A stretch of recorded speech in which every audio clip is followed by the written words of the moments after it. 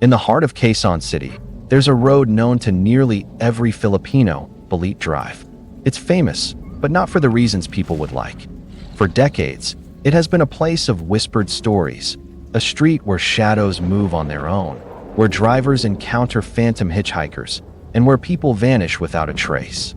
This is not just an urban legend. What happened on the night of July 14, 2014, is real. It happened to a documentary team from Manila who decided to film the so-called haunted places of the Philippines for a Halloween special. The team was small but experienced. There was Rico, the director, a man who laughed at ghost stories and believed everything had a logical explanation. Lynn, the camera operator, had a soft spot for the paranormal, though she kept it quiet. Marco, the sound technician, grew up hearing his grandfather's warnings about spirits but brushed them off as old folk tales. And finally, Vangi, their van driver, a quiet woman who knew Balete Drive better than anyone, but never spoke of what she saw there in her younger years. They planned to film between midnight and 3 a.m.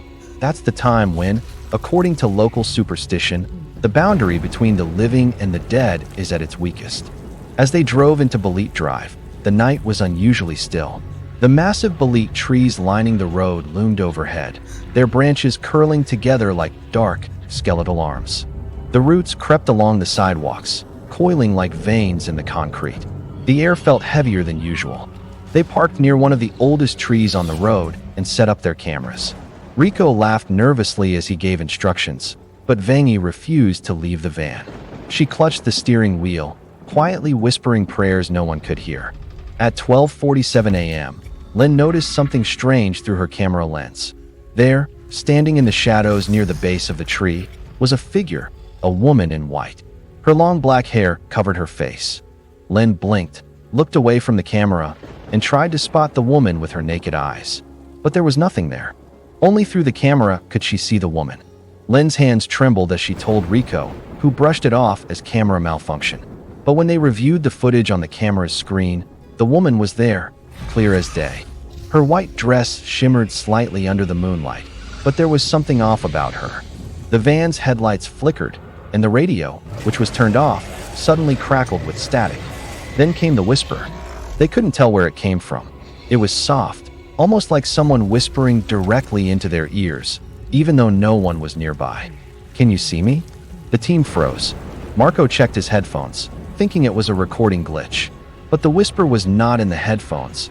It was in the air surrounding them. Vangi's prayers grew louder in the van, but the team outside continued filming. They thought they could catch something amazing, something that would make their documentary famous. Rico, ever the skeptic, decided to push further. He suggested performing a spirit-calling ritual. They formed a circle around the Balete tree, lit a candle, and repeated the words, "If there's a spirit here, show yourself." The wind picked up, but the candle flame did not move. It remained perfectly still, as if frozen in time. Then came the sound of crying. It was soft at first, like a woman sobbing somewhere in the distance. But slowly, it got louder, closer, until it sounded like it was right beside them. Lynn's camera shut off by itself.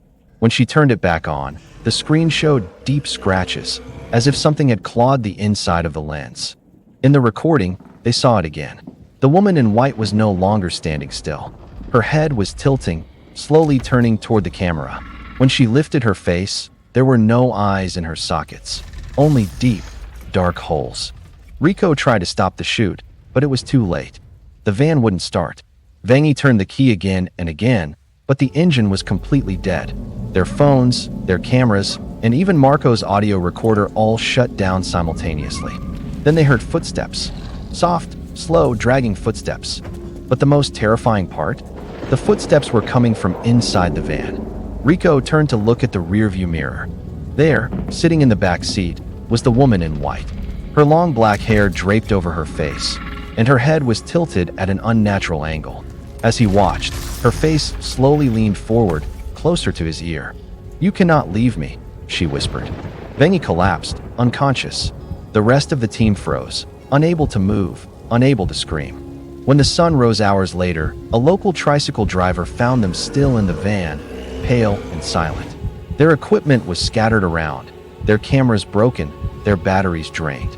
Only one file survived on Len's memory card. In that short, corrupted clip, a whisper could still be heard, soft and cold. "Come back. You are part of this now."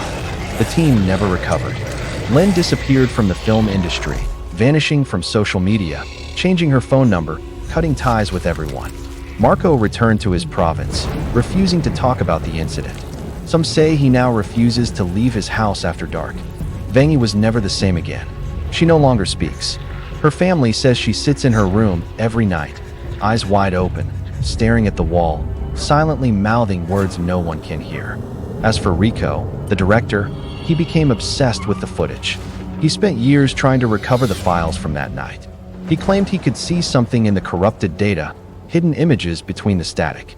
In 2017, Rico was found dead in his apartment. His eyes were wide open, his mouth frozen in a silent scream. On his walls, written over and over again, were the words, "Balete Drive." The police called it a mental breakdown, but those who knew what happened that night believe otherwise. They believe the White Lady of Balete Drive followed him home. To this day, people still report seeing a woman in white standing beneath the old trees. Some say she's still waiting for the next person to answer when she whispers, "Can you see me?" So if you ever drive down Balete Drive at night, and you hear someone softly call your name or whisper in your ear, do not answer and do not look in the mirror. Because once you see her, once you acknowledge her, she'll never let you go.